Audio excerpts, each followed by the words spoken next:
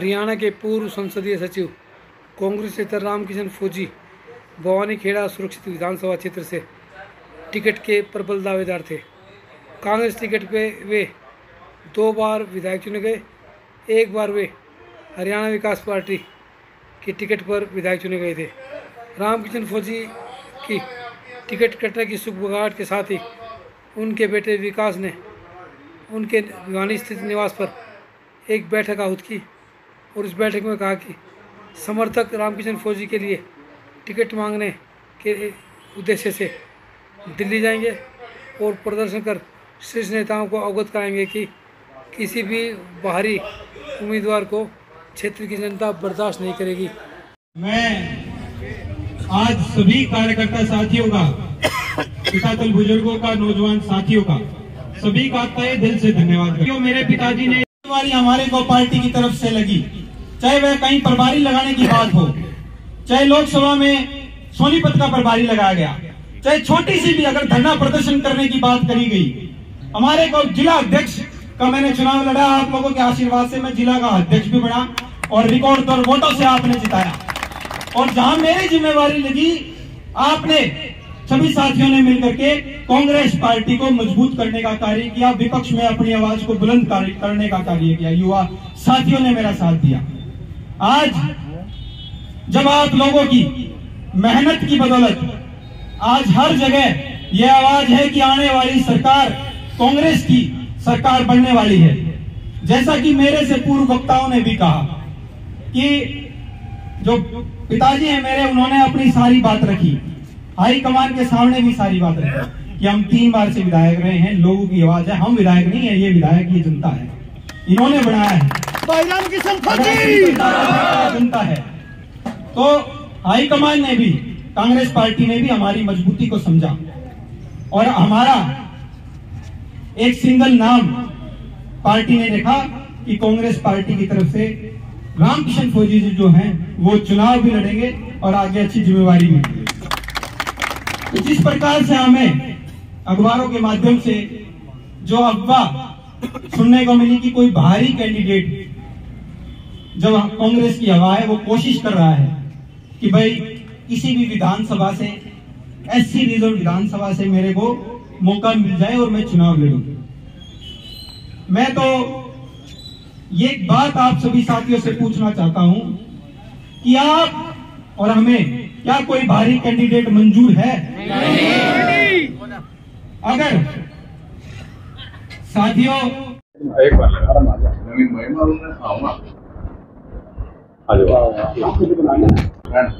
जी, आज जो है, क्योंकि चुनाव का समय है, सभी पार्टियां अपनी अपनी मजबूती के लिए क्षेत्र में उतरी हुई हैं। आज हमारे कार्यकर्ता साथियों ने इकट्ठा होकर के जो है चुनाव के बारे में आगे की रणनीति बनाई है। कांग्रेस पार्टी को मजबूत करने के लिए हमने जो चीज़ें कार्यकर्ता साथियों के समक्ष रखी कि क्योंकि आने वाली सरकार कांग्रेस की सरकार है और फौजी साहब जो हैं उनके नेतृत्व में हम भवानीखेड़ा हल्के में जो है लड़ाई लड़ेंगे। आज जो मीटिंग हुई उसमें कई बातें आई हैं कि आप लोग मिल करके टिकट लेने के लिए जो है आपके साथी जाएंगे, कितने लोग जाएंगे और क्या क्या स्ट्रेटजी बनाई है और किस प्रकार की परिस्थितियां फौजी साहब ने बताई? जी, क्योंकि जिस प्रकार अभी हमें तो कार्यकर्ता साथियों से सुनने को मिला कि क्योंकि उनको आजकल सोशल मीडिया पे अफवाहें भी ज़्यादा फैलती है क्योंकि चुनाव का समय है, तो जहाँ तक हमें सोशल मीडिया पे कार्यकर्ताओं के माध्यम से ये सूचना मिली कि यहाँ से कोई भारी प्रत्याशी की जो बात हमारे को जहाँ से सूचना मिली कि भाई ऐसा हो सकता है, तो कार्यकर्ता साथियों ने सब ने मिल करके खुद से आज इस मीटिंग का आयोजन कार्यकर्ता साथियों ने करा और उस आयोजन में यही प्रस्ताव साथियों ने पास किया है कि कोई भी हम जो भी भारी उम्मीदवार को यहाँ जो है नहीं उतरने देंगे। हाँ, तो क्या निर्णय लिया है साथियों का? कहाँ कल कितनी गाड़ियाँ जाएंगी और किस चीज़ की मांग करेंगे? क्योंकि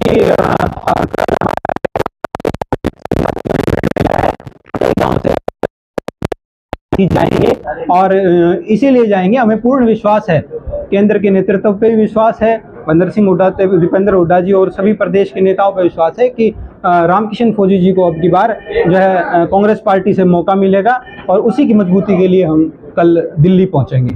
कई बार क्या होता है जी, पार्टी कल जो है हमारे जाने का उद्देश्य यही है, क्योंकि टिकट का वितरण कल या परसों में जो सूचना मिली हो जाएगा, और हमें पूर्ण विश्वास है कि हमें टिकट जो है मिलेगी।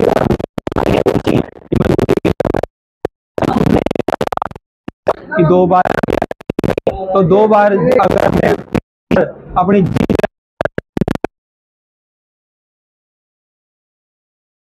% है वो घटा नहीं, जो है चौथी बार हमने 35,000 वोट और 5 बार का जो चुनाव लड़ा उसमें भी कम मार्जिन रहा और 43,000 वोट। और जब हमारे कार्यकर्ताओं की मेहनत की बदौलत जब अब ये लोकसभा का चुनाव आया था, लोकसभा का जो चुनाव आया था, गठबंधन के जो प्रत्याशी हैं जयप्रकाश जी ने जो है सभी कार्यकर्ताओं की मेहनत की बदौलत, पूर्व CPS रामकिशन फौजी जी और सभी साथियों की मेहनत की बदौलत यहाँ जीत भी दर्ज की। ये सुनने में आ रहा है, इसलिए इस बात का नहीं है। हाँ, चुनाव का समय है, समय में कई चीजें ऐसी उठती भी हैं और उठती रही हैं। पहले भी कई चीजें उठी हैं, उसके बाद जब सच्चाई सामने आती है तो इसको ये सिर्फ महज एक अफवाह है। और दूसरा जो है हमारा, तो जो हम कांग्रेस पार्टी के सच्चे सिपाही हैं, जो नेतृत्व जो फैसला करेगा हमें वो तो स्वीकार है। जरूरत क्यों पड़ी मीटिंग की? जैसे आप क्योंकि मैंने जैसा आपको कहा कि आने वाले, क्योंकि कुछ प्रत्याशियों की घोषणा हो चुकी है, 1 से 2 दिन में अभी हमारे जो बचे हुए प्रत्याशी हैं उनकी भी घोषणा हो जाएगी। हमारे सभी कार्यकर्ता साथी, जैसे आपने कहा कि कुछ ऐसी अफवाह उड़ रही है, तो कार्यकर्ताओं का जो मन है और कार्यकर्ताओं की जो भावना है वो आज यही है कि अगर ऐसी कोई अफवाह उठ भी रही है तो उनका यही निर्णय है कि बाहरी प्रत्याशी कोई भी होगा वो हमें स्वीकार नहीं होगा। ये संदेश मतलब आप पार्टी के हेड तक देंगे? जो ये तो कार्यकर्ताओं की आवाज़ है, जो कार्यकर्ताओं ने, हमारा तो यही जवाब है कि जी हमारा कांग्रेस पार्टी के सच्चे सिपाही हैं। कांग्रेस पार्टी और शीर्ष नेतृत्व का जो भी आदेश होगा वो हमारे लिए मान्य होगा। हमने ऐसा कोई प्रस्ताव, जो हमारे साथियों ने प्रस्ताव, जो हमारे पास जो साथियों की तरफ से और कार्यकर्ता साथियों की तरफ से जो अफवाहें आई थी, उस पे यही बात कही है कि ये जो महज एक अफवाह है। हमें शीर्ष नेतृत्व पे पूरा भरोसा है कि जो हमारे प्रत्याशी यहाँ से रामकिशन फौजी जी होंगे और निश्चित तौर पे हम इस विधानसभा चुनाव में जो है जीत दर्ज करने का कार्य करेंगे। क्या फौजी साहब जरूर हमारे को पूर्ण भरोसा है। मैं दोबारा अपनी बात दोहराना चाहूँगा कि क्योंकि जो है आगे आने वाले 1 से 2 दिन में जो है टिकट का वितरण हो जाएगा, ये क्लियर हो जाएगा कि यहाँ से कौन प्रत्याशी होगा। हमारे सभी साथी पुरजोश से जा रहे हैं और हमें पूर्ण भरोसा है कि हमारे को टिकट मिलेगी। और जो अफवाहें हैं उस पर कार्यकर्ता साथियों ने ही निर्णय लिया है कि अगर कोई बाहरी उम्मीदवार ऐसी कोई बात होती है तो वह अस्वीकार्य होगा। ये क्या निश्चित माने कि फौजी साहब हर हालत में चुनाव लड़ेंगे, भले ही टिकट मिले या ना मिले? जैसा कि मैंने कहा कि हम कांग्रेस पार्टी के एक समर्पित सिपाही हैं और कांग्रेस पार्टी के लिए हमेशा हमने लड़ाई लड़ी है। कांग्रेस पार्टी के हमारे कार्यकर्ता हैं और कार्यकर्ताओं की मेहनत की बदौलत मैं कह सकता हूं कि हमें जो कार्यकर्ताओं को न्याय भी मिलेगा, हमारे को जो है जिम्मेवारी भी मिलेगी और हम कांग्रेस पार्टी के सिपाही हैं और जो नेतृत्व का जो फैसला होगा हमें स्वीकार होगा। ठीक है, थैंक यू। हाँ, धन्यवाद।